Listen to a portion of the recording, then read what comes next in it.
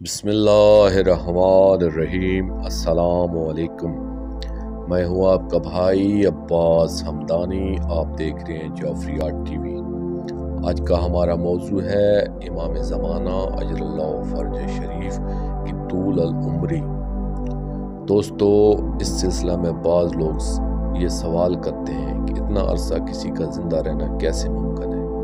اس کا جواب یہ ہے کہ جب ہمارے سامنے مثالیں موجود ہوں تو پھر مزید دلیل کی ضرورت نہیں رہتی، اور پورے عالم اسلام کا نظریہ ہے کہ حضرت عیسیٰ علیہ السلام زندہ ہیں، حضرت ادریس علیہ السلام زندہ ہیں، حضرت خضر علیہ السلام بھی زندہ ہیں، حضرت الیاس علیہ السلام بھی زندہ ہیں، 2 نبی آسمانوں پر زندہ ہیں، 2 زمین پر زندہ ہیں۔ یہ بھی سبھی مانتے ہیں کہ ابلیس بھی زندہ ہے، ملکوت بھی زندہ ہے، جبرائیل علیہ السلام، میکائیل علیہ السلام، اسرافیل علیہ السلام، عزرائیل علیہ السلام بھی زندہ ہیں۔ یعنی ہمارے سامنے ہر نوع کے افراد کے زندہ رہنے کا تصور موجود ہے۔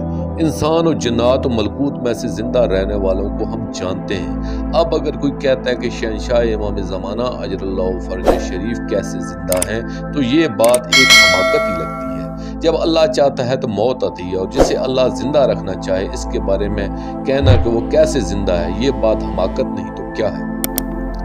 دوستو، آخر میں شکریہ ادا کروں گا اپنے مرشد کریم سید محمد جعفر الزمان نقوی البخاری سرکار دامِ اللہ تعالی کا۔